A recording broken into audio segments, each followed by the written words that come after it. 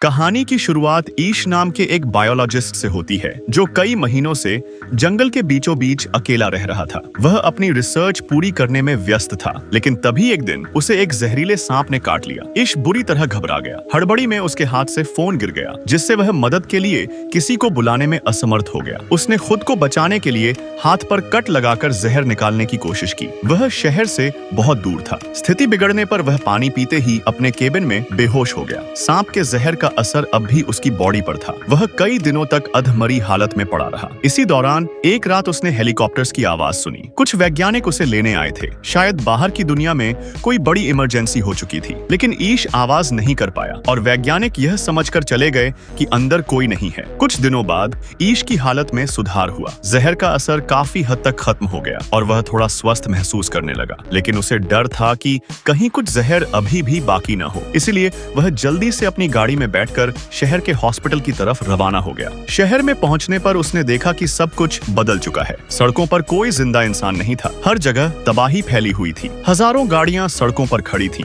जिनके अंदर सभी लोग मरे हुए थे। वह जल्द ही एक साइन बोर्ड पढ़ता है, जिससे पता चलता है कि कुछ दिनों पहले एक खतरनाक बीमारी ने पूरी दुनिया को अपनी चपेट में ले लिया था। यह बीमारी इतनी घातक थी कि कुछ ही दिनों में लगभग पूरी आबादी खत्म हो गई। अब न सरकार बची थी, न कोई नियम कानून। ईश रोते हुए अपने घर की ओर भागा पारी, क्योंकि उसे अपने माता पिता की फिक्र थी। जंगल में अकेले रहने की वजह से वह इस बीमारी से बच गया था, लेकिन घर पहुंचते ही उसने देखा कि उसके माता पिता भी कई दिन पहले मर चुके थे। वह अपनी भावनाओं को काबू में करते हुए उनके लिए कब्र खोदने लगा, ताकि उनके अंतिम संस्कार कर सके। कुछ दिनों में ईश को एहसास हो गया कि उसके टाउन में अब उसके अलावा कोई और जिंदा नहीं है, लेकिन उसे उम्मीद थी कि कहीं और भी कुछ लोग इस बीमारी से बच गए होंगे। इसीलिए सेफ्टी के लिए गन और बाकी जरूरी सामान साथ लेकर वह लास वेगास की ओर चल पड़ा। रास्ते में शहर से जोड़ने वाला ब्रिज ब्लॉक्ड था, जिससे उसे काफी लंबा सफर तय करना पड़ा। आखिरकार वह लास वेगास पहुंचा, लेकिन यहाँ भी सब कुछ वीरान था। बड़े बड़े होटल और कसीनो खाली पड़े थे। थक हार कर ईश ने एक फेमस होटल में रुकने का फैसला किया। चूंकि अब सब कुछ फ्री था, उसने महंगी वाइन्स पीना शुरू कर दिया। अगली रात उसे 2 और सर्वाइवर्स मिले, मामी, मिल्टन और एन।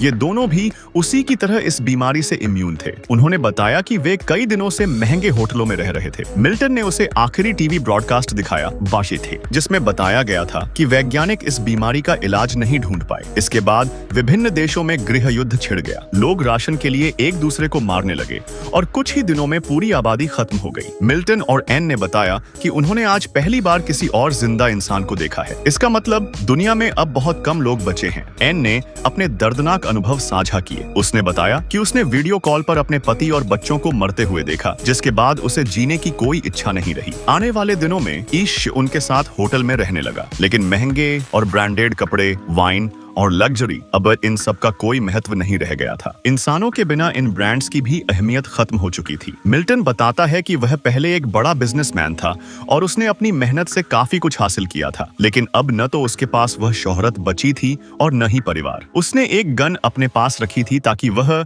उसकी पत्नी और बेटा तीनों एक साथ अनलाइव हो सकें। यह सुनकर ईश घबरा जाता है और बाहर भागने की कोशिश करता है, क्योंकि वह अभी भी जीना चाहता था। तभी उसे अपने पीछे 2 गोलियों की आवाज सुनाई देती है। मिल्टन और एन ने सचमुच वह कर लिया था। ईश अब पूरी तरह अकेला महसूस कर रहा था, जैसे वह दुनिया का आखिरी जिंदा इंसान हो। वह गाड़ी लेकर शहर से बाहर निकल जाता है और रास्ते में उसे एक डॉग मिलता है। इस डॉग में उसे अपना साथी नजर आता है और वह उसे लकी नाम देकर अपने साथ रख लेता है। अब ईश ने अपनी जिंदगी को एक नए सिरे से शुरू करने का फैसला किया। वह सर्वाइवल की किताबें लेकर अपने पुराने घर लौटता है और वहां लकी के साथ रहने लगता है। खाने और राशन की कोई कमी नहीं थी। धीरे धीरे 1 साल बीत जाता है। ईश और लकी हर दिन बाहर घूमते और दूसरे जिंदा लोगों की तलाश करते। एक दिन लकी एक घर के पास रुककर भौंकने लगता है। वहां से धुआं उठता देख आए। ईश जल्दी से उस जगह पर पहुंचता है। वहां उसे एक लड़की एमा मिलती है। शुरुआत में एमा डरी हुई थी, लेकिन ईश उसे भरोसा दिलाता है कि वह कोई खतरा नहीं है। दोनों एक दूसरे से बात करते हैं और पता चलता है कि पिछले 1 साल में उन्होंने किसी और इंसान को जिंदा नहीं देखा।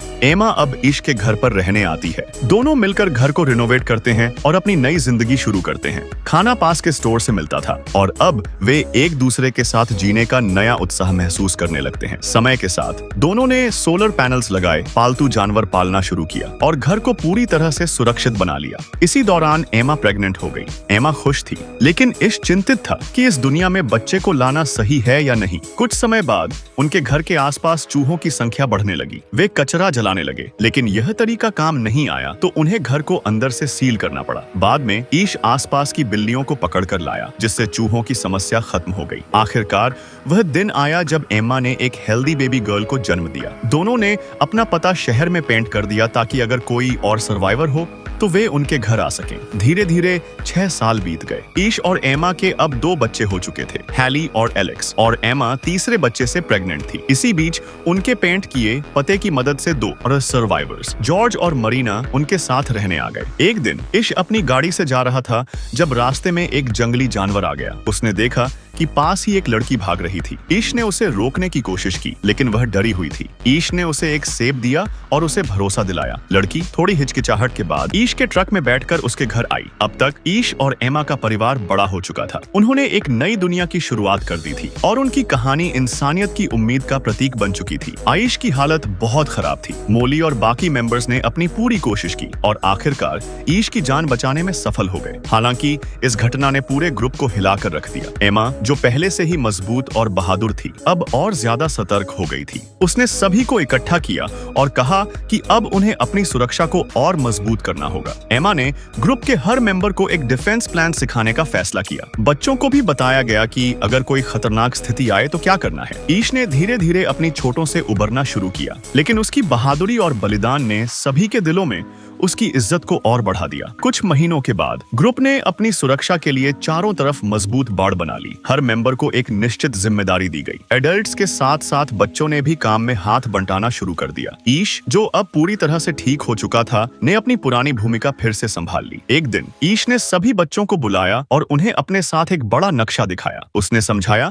कि पहले वाली दुनिया कैसी थी और अब उन्हें इस नई दुनिया को कैसे फिर से बनाना है। बच्चों ने इसे बड़ी उत्सुकता से सुना और सवाल भी किए। ईश ने कहा, हम एक नई शुरुआत कर रहे हैं और हमें अपनी गलतियों से सीखना होगा। एक रात जब सब सो रहे थे, जंगल से अजीब आवाजें आने नंज लगी। सभी तुरंत सतर्क हो गए। एमा और जॉर्ज ने गन उठाई और आवाज की दिशा में गए। उन्होंने देखा कि बाड़ के बाहर कुछ जंगली जानवर मंडरा रहे थे। एमा ने बाकी ग्रुप को सतर्क किया और सभी ने जानवरों को दूर भगाने की कोशिश की। इस घटना के बाद ग्रुप ने फैसला किया कि अब उन्हें रात में भी पहरा देना होगा। इसके लिए उन्होंने शिफ्ट्स बनाई, जहां हर मेंबर अपनी बारी में ग्रुप की सुरक्षा सुनिश्चित करेगा। ईवी, जो पहले बहुत डरी हुई थी, अब बाकी मेंबर्स के साथ खुलने लगी थी। उसने अपनी कला को अपने डर को व्यक्त करने के माध्यम के रूप में इस्तेमाल करना शुरू किया। उसकी ड्राइंग्स ने ग्रुप के बाकी मेंबर्स को यह समझने में मदद की कि वह क्या महसूस कर रही थी। धीरे धीरे वह अपने अतीत के डर से उबरने लगी और ग्रुप का एक महत्वपूर्ण हिस्सा बन गई। ईश ने एक और बड़ा फैसला लिया। उसने कहा कि अब उन्हें इस जगह के अलावा आसपास की दूसरी जगहों का भी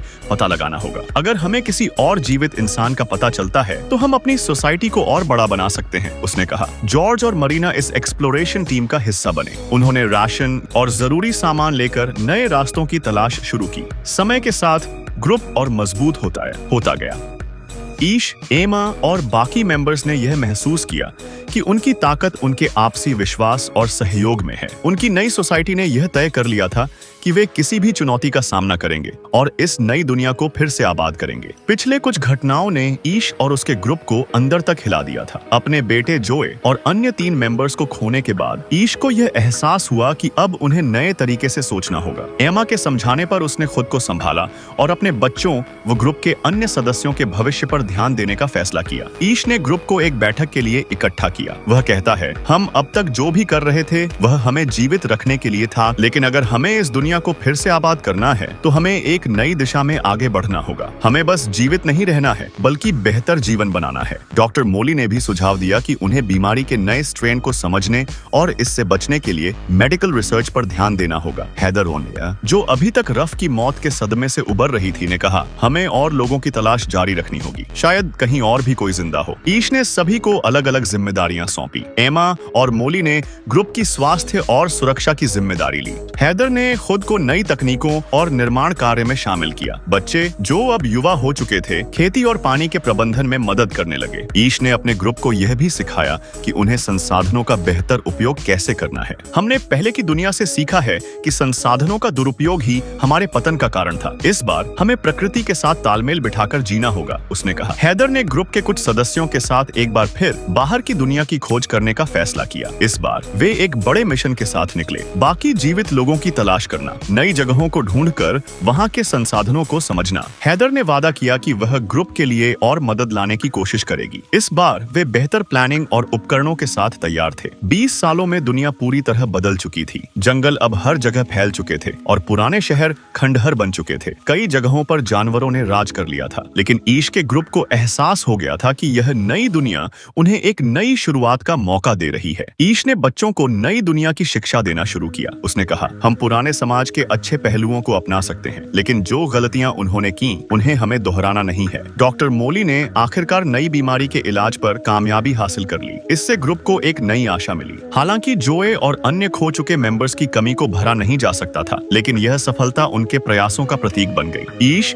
जो अब उम्र दराज हो चुका था, अपने ग्रुप के भविष्य को देखकर संतोष महसूस करता था। उसने पहाड़ी पर बैठकर एक बार फिर से उगते सूरज को देखा। उसे एहसास हुआ कि समय के साथ उन्होंने कितनी प्रगति की है। वह नीचे अपने ग्रुप के पास वापस गया और कहा, हमने 20 सालों में बहुत कुछ सहा, लेकिन हर बार हम खड़े हुए। अब हमारी जिम्मेदारी है कि हम अपने बच्चों के लिए एक ऐसी दुनिया बनाएं जहां वे गर्व से कह सकें कि उनके पूर्वजों ने दुनिया को फिर से जिंदा किया। हैदर और उसका खोजी दल वापस लौटता है। उनके साथ कुछ नए लोग भी होते हैं जो दुनिया के दूसरे हिस्सों से जीवित बचकर यहाँ पहुंचे थे। इन नए मेंबर्स के साथ नीड थे। ग्रुप को और भी ताकत मिली। ईश और एमा ने एक दूसरे को देखा। उनकी आंखों में संतोष और नई उम्मीद थी। वे जानते थे कि यह कहानी अब भी खत्म नहीं हुई है। यह तो बस एक नई शुरुआत है। कहानी यहाँ समाप्त होती है, लेकिन उनके सपनों और संघर्षों की गूंज हमेशा के लिए रहती है। थैंक यू दोस्तों, वीडियो पूरा देखने के लिए। वीडियो पसंद आया तो लाइक करो, अपने दोस्तों के साथ शेयर करो और चैनल को सब्सक्राइब करना ना भूले।